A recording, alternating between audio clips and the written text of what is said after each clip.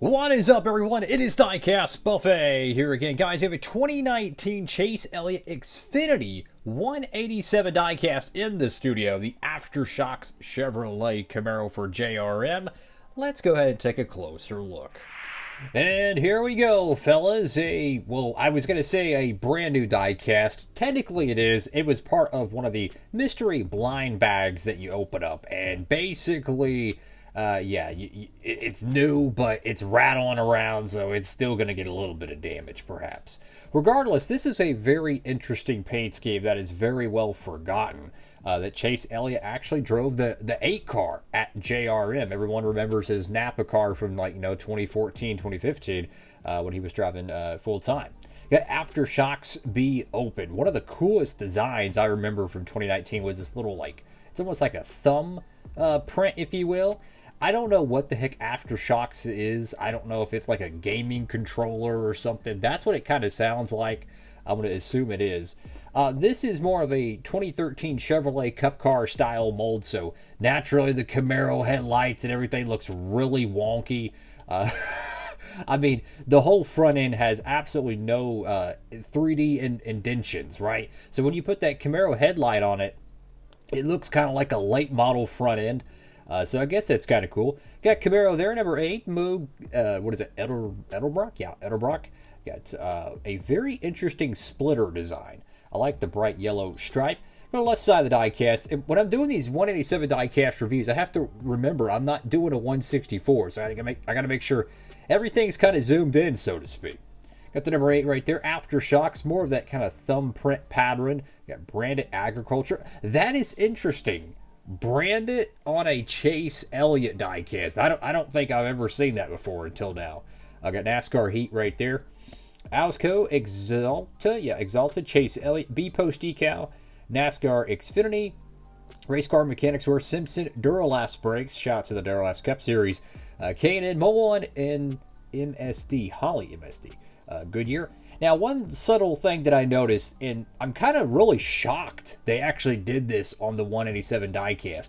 Look at the front decal, how it kind of has a satin sheen, the black portion of the car, but everything else is very glossy. You can even see this on the side skirt.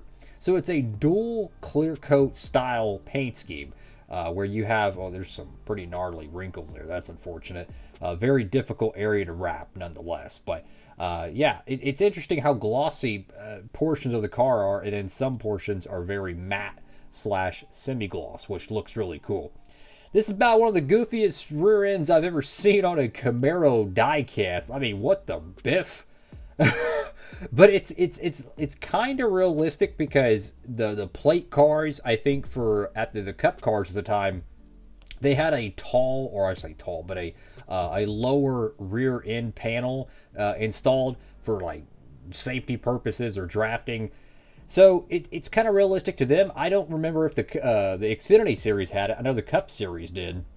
We got one of the weirdest looking back bumpers I've ever seen. I mean, the tail lights are almost on the spoiler. Got Aftershocks number 8. Camaro got 2 tiny contingencies. It might be hard to see. That is Racing Electronics, I think, Bosch, and Mac Tools. Go to the right side of the diecast. This decal area looks kind of wonky, Joel. That's unfortunate. But you know what? I'm not complaining. This was actually free, right? You know, like Circle B, sometimes when you get an order, they'll send in miscellaneous items. Well, they inevitably sent in, 187 diecast once in a while. And I'm like, okay, let's do a mystery bag opening. And this is one of those diecasts. So huge shout out to Circle B Diecast. Sometimes they do the promotion, sometimes they don't. Right now, at the time of this video, they are. So go ahead and tap in over there at Circle B Diecast. You have no idea what they'll send in. They might send in a 187 diecast. They might send you some NASCAR trading cards. Who knows? That's the beauty of it. You get kind of a mystery gift with each order right now. They usually run that promotion for maybe like a month or two, and then they might, wait a little bit later in the year and rerun it. Kind of keep it a little bit special, So make sure you tap in, fellas. You got on number 8 right there on the roof with more of this wavy pattern. It's so weird seeing an Xfinity template on a 2013 Cup car, because that's literally what it is. I got Aftershocks right there, and then ISM Connect. ISM Raceway was actually a thing at this time, I believe. They were sponsoring Phoenix, and then I think the sponsorship, the Phoenix Raceway, I'm meaning, and I think the sponsorship went south, unfortunately, and they pulled the plug, and we got Phoenix Raceway back. So it does come with a little sticker. And as I mentioned, this car was, rattling around in a mystery bag, because that's just what it is. The mystery bag's kind of soft, so it's not going to damage it too much. But you can really see how much it potentially has been moved around as the little, the sticker is pretty warped. These are pretty cheap stickers, so I wouldn't put them out in sunlight or anything. Honestly, I wouldn't even peel them. I would actually leave them on this paper. You could probably flatten this if you put it like on a book, or I don't know, like you could probably take like a piece of soft cloth and a heavy brick, and it would probably flatten it over time. But nonetheless, one of the most interesting things from the late 2010s was these little 187 diecast, because so many people did not like them when they came out, myself included. I got to keep it real with y'all, right? Y'all see my videos back then. I'm not going to cap on it. I was not a fan of it. However, when it being free, of course I'm a fan of it. You know what I'm saying? It's pretty cool. And I've seen a lot of people excited when they talk about like the 187 diecast whenever they've gotten them from Circle Beast. So it's really cool. Do I think they'll ever bring these things back? I actually do. They have a weird history with NASCAR diecast, the 187 line.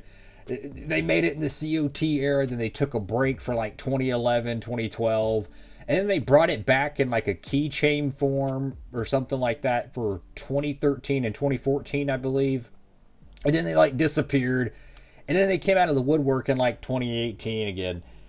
They're weird, man. The 187s have had a very weird history in NASCAR diecast collecting, but the history shows that they'll be back. We have yet to have a next-gen 187, so I don't know what they'll do there, but who knows. Thank you all so much for watching the video. Make sure to like, comment, and subscribe. I can't remember what wave this was from. I don't have the little baggie with me. Oh, yeah, here's the under tray, by the way. Under tray actually looks pretty cool. I don't know if it was wave 1, 2. I don't even know how many waves they did. I really didn't pay attention to it. The 187 joints, I was strictly 164s. At that time. That's all for now. As I was going to say in the first place, Diecast Buffet. Signing off.